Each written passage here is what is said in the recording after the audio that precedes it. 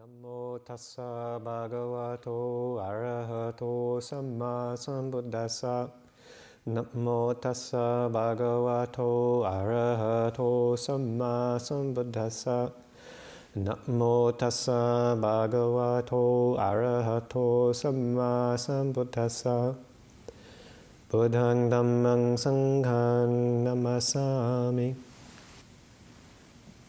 I just returned a couple days ago from a week back in North Carolina, visiting my brother, helping him out in an unexpected trip back there. It wasn't planned. He had some significant health problems, ended up in the hospital.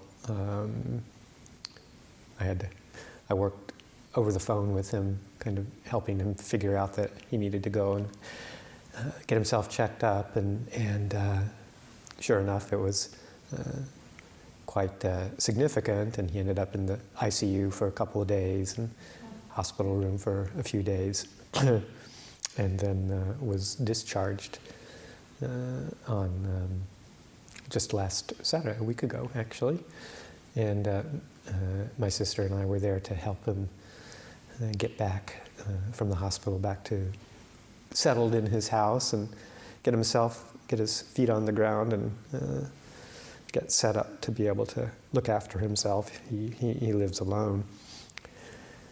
But anyway, he's doing quite a bit better now.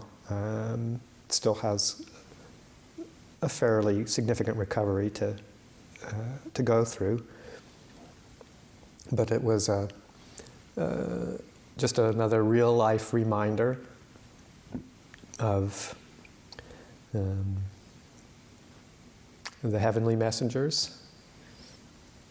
Yesterday, in our readings, Tansudiro started the reading from the biography or the autobiography, Ajahn Karunadhammo, and it was chock-a-block full of Ajahn Karunadhammo's early experiences, both as a layman and then as he transitioned into being a monk, and the very strong asubha images that were appearing to him and the effect they had on his path and his practice.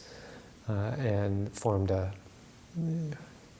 sounds like, pretty much the fundamental entry into his formal practice and his development of very strong and significant insights. Pretty much the basis, it seems like, for a good long time in the earlier part of his practice.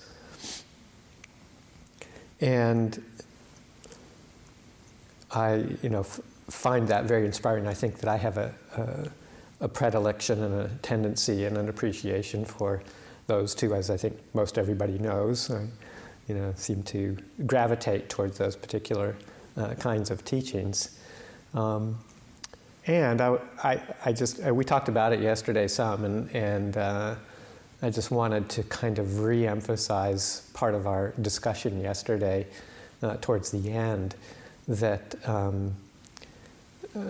as both Ajahn Yanako and Tansudiro, I believe, reflected, as inspiring and as strong as these images can be, they can also be quite daunting, and if we think that we will need to experience the path in exactly the same way as someone who is accomplished as Ajahn Karunadhammo, then we might be kind of setting ourselves up to an extremely high standard that we will probably not experience, at least in this lifetime. And to realize that people have different entries and experiences that pull them and guide them and inspire them along the path. And we just need to make sure that we look at the broad range of accomplished teachers, and to see the variety of meditation subjects and experiences that people have along the path, and that are still quite significant, even if they're not exactly the same and as strong, say, as this particular form, this Asubha Kammatthana inspiration. So, looking at some of our senior, particularly more in the Western disciples, very accomplished practitioners, Lumpur Pasano, Lumpur Sumedho, Lumpur Sucitto, and I'm sure all of them have experienced the disenchantment and dispassion through contemplation of Asubha Kammatthana practice. But to the best of my knowledge, not at that same level of intensity and duration, say, as Ajahn done, and have other aspects of their practice that inspire and inform them and bring great insight, many other kinds of forms of styles of practice and contemplation. So to just feel, encouraging people to feel inspired as one would normally when listening to these kinds of teachings. And again, as I say for myself, I find them very personally, very useful, and find that practice very useful in my own life. It's one of my primary practices. But just to realize that it's not uniformly that way, and that if that's not what's happening with you primarily, then there's other avenues as well that are extremely effective. So I'm just kind of throwing that out there as a comment as we go through these kinds of teachings and these kinds of reflections, to take them to the extent that feels comfortable, and to also develop other avenues of practice that also feel personally comfortable to yourselves. Those kinds of recollections that kind of stark, eye-opening kinds of reflections, I think first became apparent to me as part of the teachings of the Buddha when I was a layman, and just becoming more and more familiar with the tradition and the practices, meditation, and somewhere along the line, after I was practicing in this tradition for a few years, I ended up going to Amaravati Monastery to serve a winter retreat. It was I can't remember exactly when, somewhere in the early 90s, I think. And I was committed to being there for, at that time I think it was the last year, they were doing 2-month retreats before they expanded it to 3-month winter retreats. And so I committed myself for a January and February. And I had been to England once before in the summertime, and really had an enjoyable time there as a tourist, mostly, bicycling around England. And then this is my first experience of winter in England, which is a bit different than that, and arriving, and it was dark, long nights, very cold, very rainy, very windy. And it was, Amaravati it was before they had actually they'd done just very basic renovations on the accommodations. And I was staying in a largish room, but with 3 other people. There were 4 of us in one room. We had little corners that were partitioned off, so there was some visual privacy, but it was all pretty much open.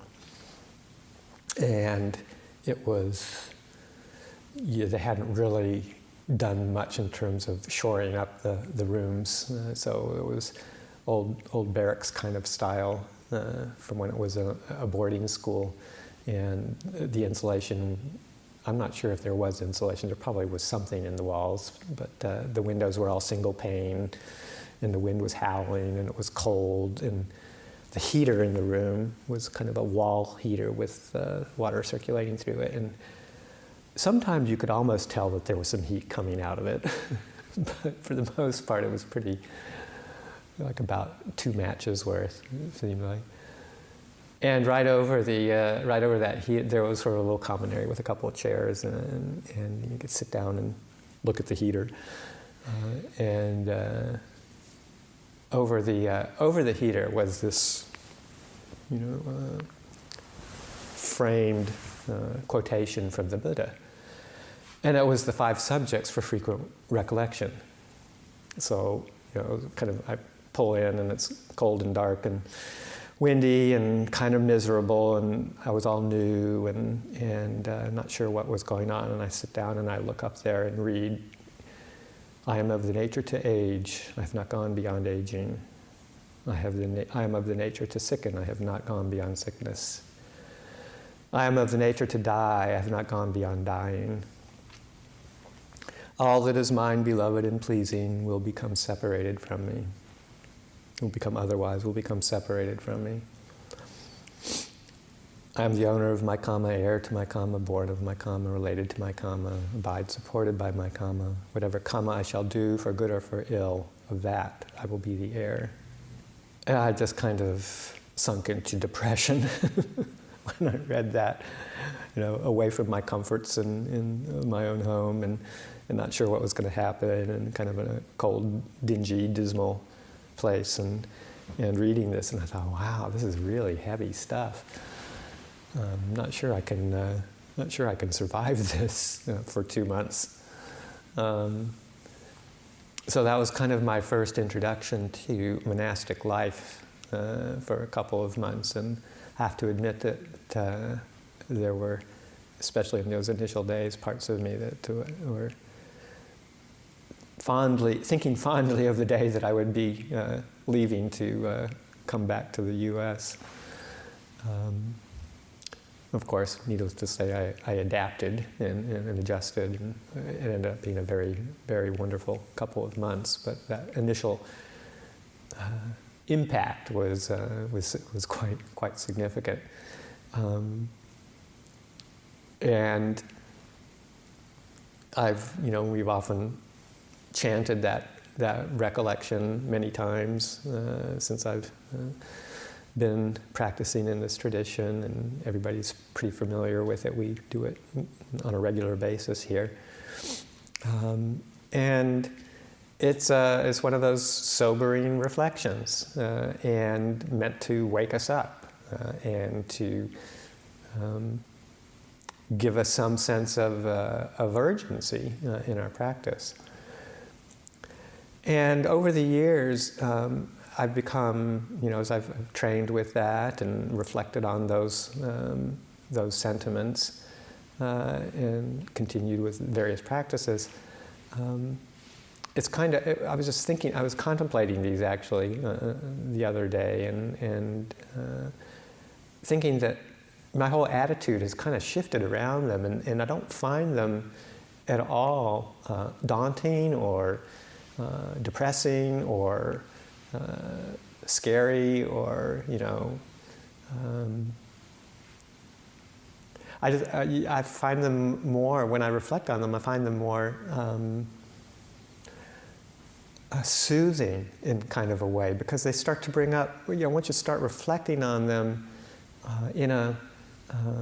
with some sort of wise attention rather than a kind of like an unwise attention, then they kind of turn or morph into a kind of a gentle or friendly recollection of what the possibilities are if we just let go of some of our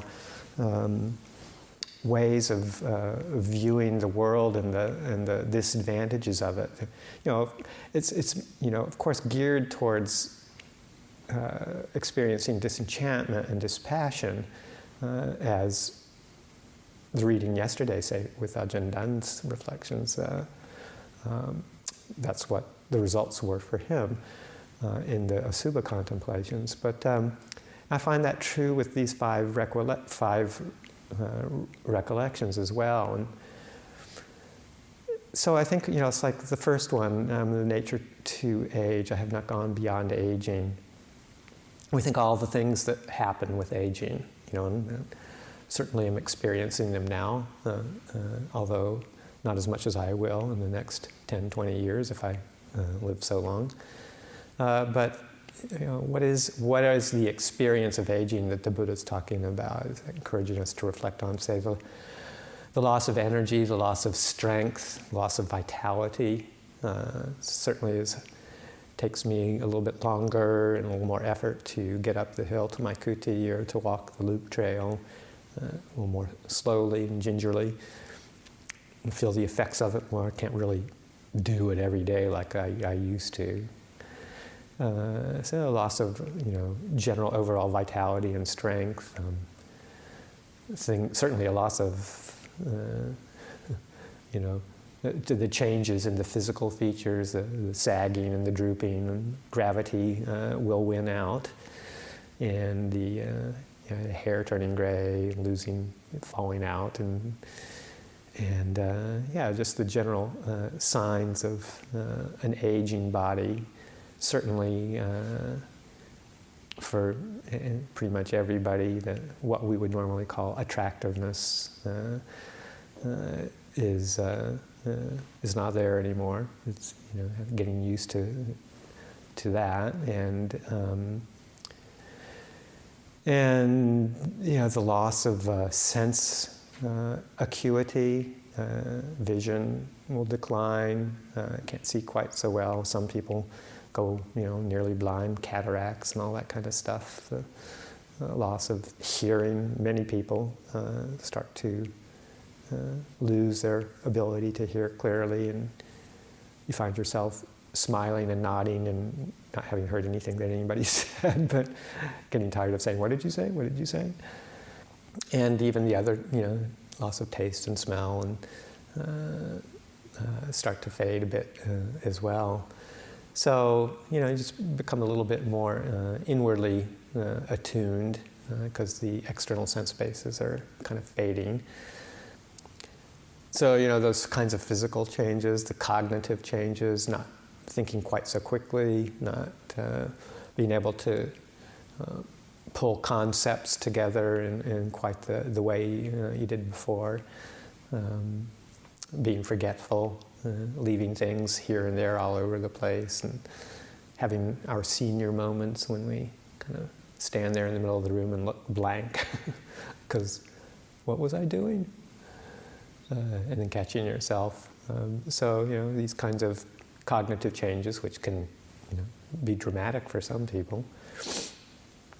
Social changes, friends, significant others, relatives starting to pass away. If you live long enough, you start to see all the people who've been in your life are starting to absent themselves as they pass away.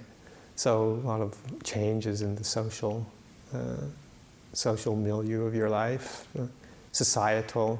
The way that people see older people too, particularly in the West, seeing you kind of, there's a certain devaluation of people who are old, as no longer being useful or a contributor to society. You're seen as a drain on society because of the resources that you use rather than a contributor to the economy. So kind of and even, sometimes taken to the extent of just, warehousing people in old age facilities, people who are poor and destitute and alone. So there's a lot of, potential for loneliness and isolation and devaluation that can happen in our society these days. So this is all, of course, could be very depressing if a person attends to that with an expectation that it shouldn't be that way, or that all these things that are happening shouldn't happen to me. It's not fair. It's not right. And of course, some of them, particularly like the way the society reacts, in a way, it's not fair. It's not right. But that's one of the things that happens. But if that's glommed onto and made much of in a person's view of life, then wow, it is pretty bad, it's pretty bleak. But looking at it with wise attention and a bit of reflection and maybe a bit of wisdom, which can also happen with old age, then things look a lot different than they would from sort of like the normal way people would react to the aging process. The potential is there to recognize some of the benefits of aging, and there are. And I reflect on these often too. There's a sense of gentleness and kindness that can start to come up. There's a little bit of relief. Don't have to be quite so competitive, comparing oneself to other people, or to making something of oneself. Don't have to prove yourself so much. All the things that you think you should be, or the ways that people should be, or the things that you should do, or how you measure success, just don't become so important. You become a little more mellow, and the potential for becoming relaxed and a little bit more easygoing. You've been there, you've done that. You don't feel the compulsion to perform, to be something, because it all changes anyway, doesn't it? So there's that kind of gracefulness that, and I've seen it in many older people who have not succumbed to the negativity that can happen with aging, but there's sort of this ease of being that can be part of aging, and that kind of sense of acceptance and grace and kindness. It's really gentle. These qualities can start to come to the fore if one looks at it in the right way. So to really take heart in that and enjoy that aspect of getting older, that sense of grace, it can be quite wonderful. I look at some of our elders and see how those qualities of kindness, metta, just start to beam out from years of practice. People like the three senior monks that I was just talking about, Lumpur Pasana, Lumpur Sumedho, Lumpur Suchito, just delightful to be around. Or the reflection on sickness. I'm of the nature to sicken of nakambian, sickness, illness, and how, whether we're old or whether we're young, that can be quite daunting too. Pain is not fun. Pain is unpleasant, and it can cause a lot of angst and worry and fear. As well as the actual physical discomfort that comes along with it. And we can resist it and develop a sense of aversion around it. But it also has its positive side if we can work through it skillfully, with wise attention rather than unwise attention. And it can develop a sense of resilience. All the stories of people from the monks in Thailand and the malaria and all the other physical ailments, the physical difficulties in the early days of, say, Ajahn Chah's dispensation, and whether it's there or whether it's now here in the U.S. and America, just being able to turn that around and not fall into anxiety and fear and I've got to get myself to the doctor. This has got to be cured immediately. And sometimes that's appropriate.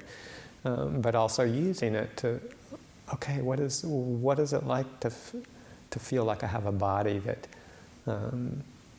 isn't doing what I want it to do. It's not under my control. So to really use that to develop that sense of understanding of dukkha. I sometimes think, like back with the aging, the reflection on aging, that's a real contemplation with the potential of developing insight around anicca, impermanence, because we can look back over the years of our life and really see the changes in a human body. It's like this human body doesn't even have any resemblance to the one that I call myself of 5 years old or 7 years old, that's changed so much. So we can see anicca through the aging process, and similarly you can see dukkha in the illness process. This is unsatisfactory, being sick, and it isn't what we would want if we had any control, which we have very little of actually when illness comes our way.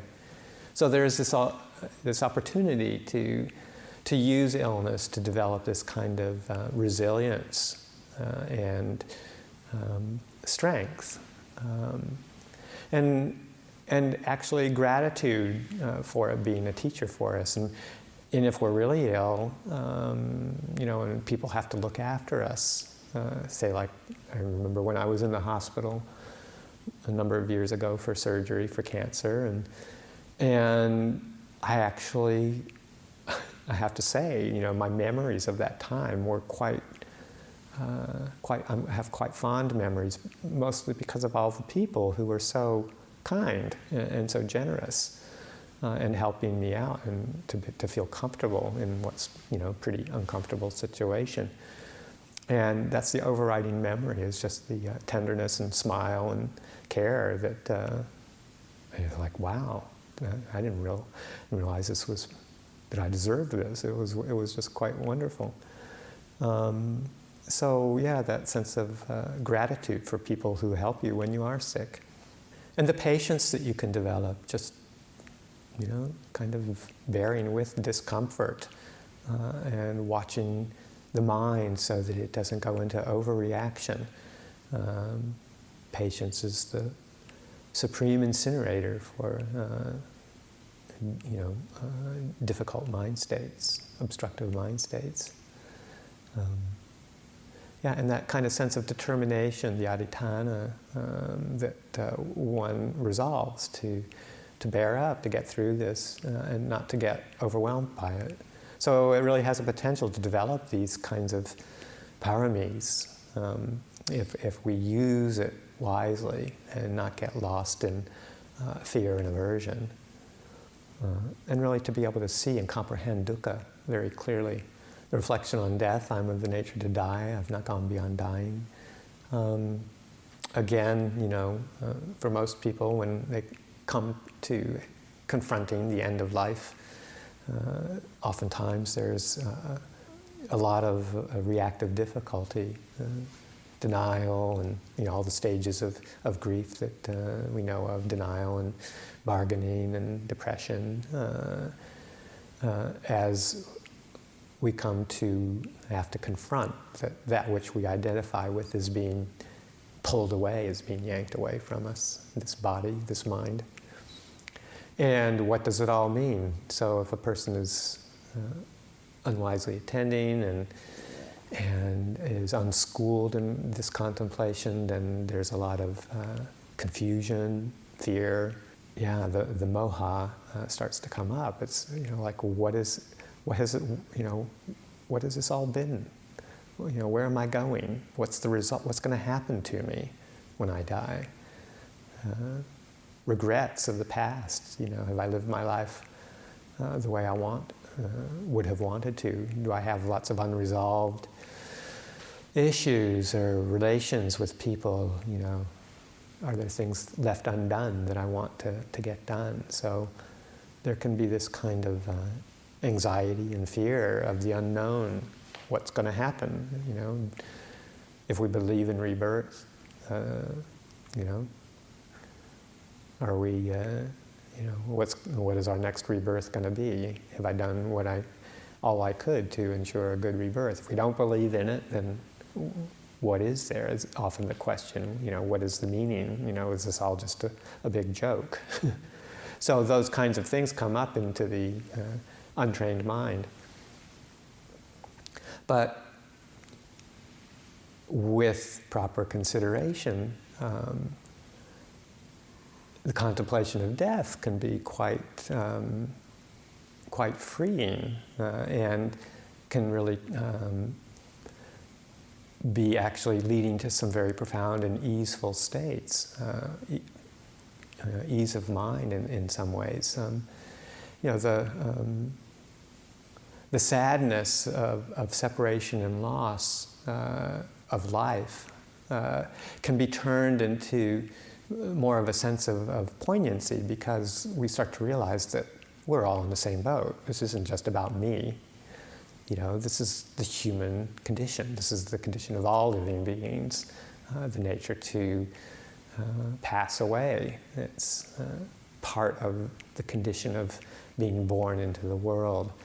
And it becomes a lot less personal and more universal. And this is the root of compassion.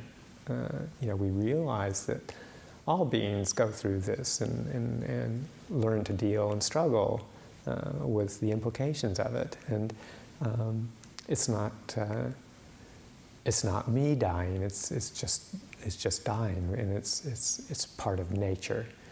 And that sense of freedom that comes from that understanding, and then the wish that others would feel that too, because, as I say, we're all in the same boat.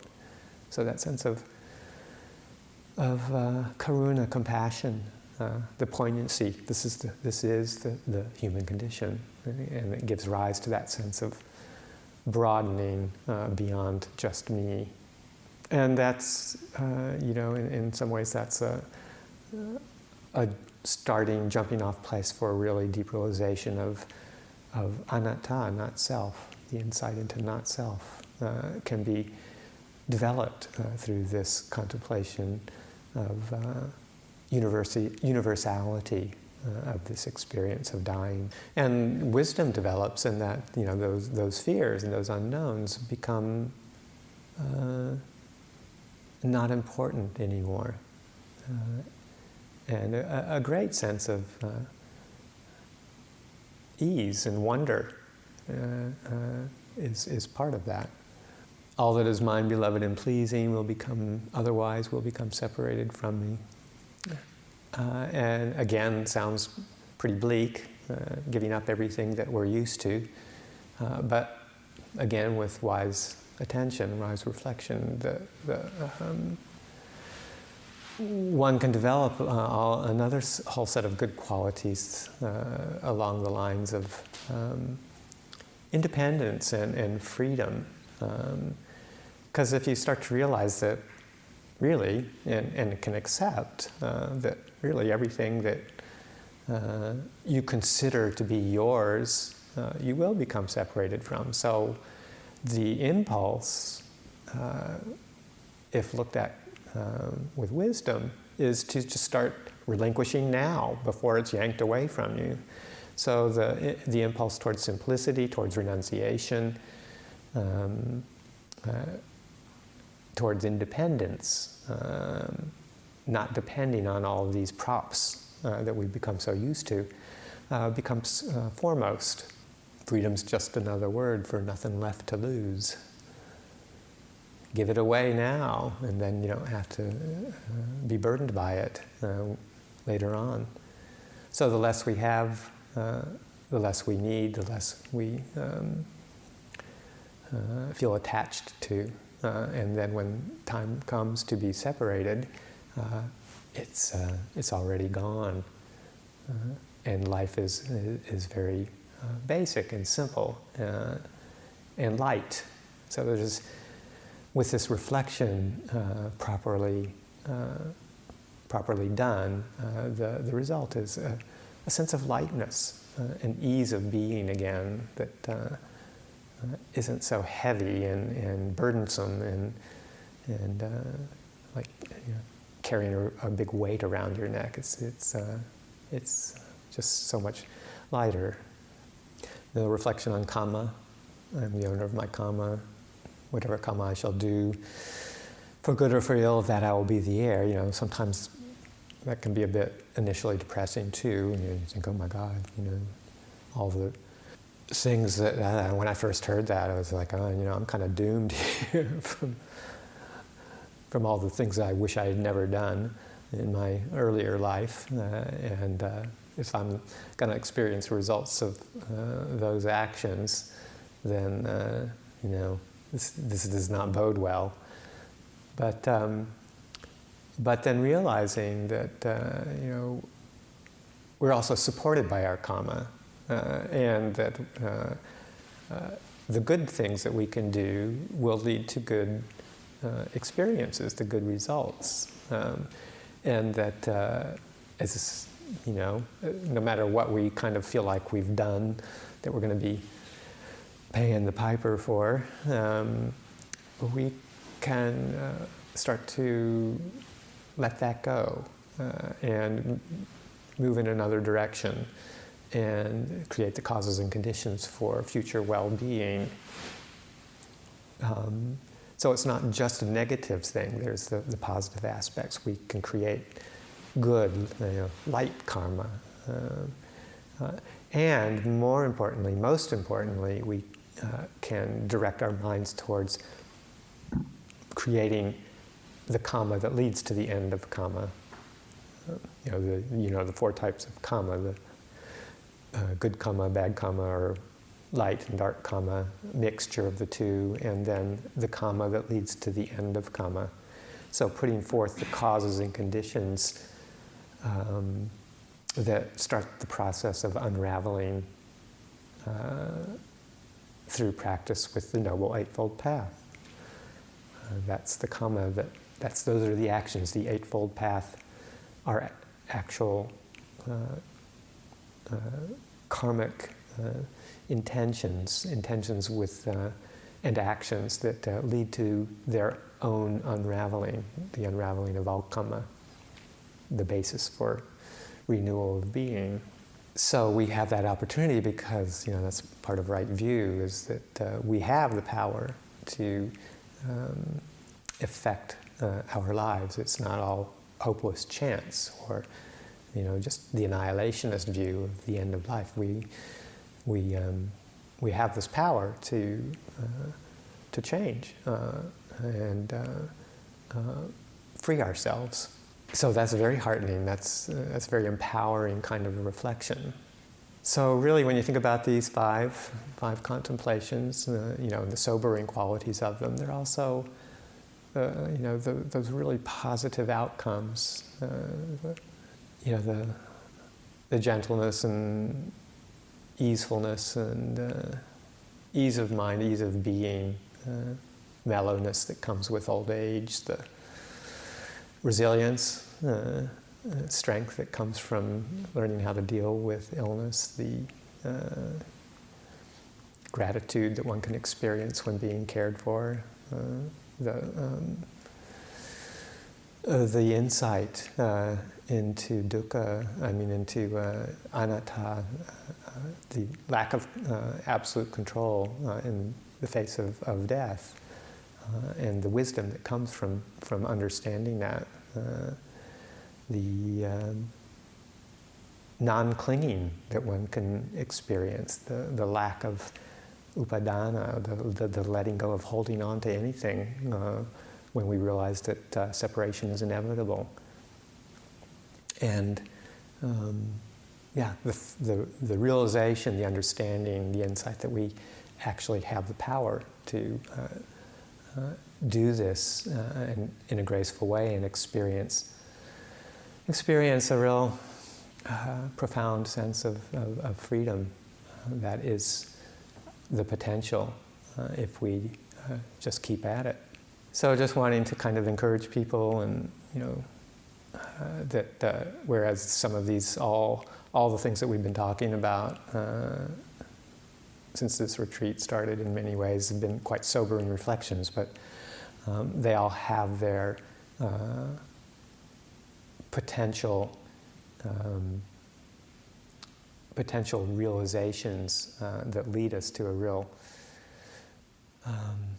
great sense of well-being and optimism in their own right. So I'll leave that for tonight's reflection.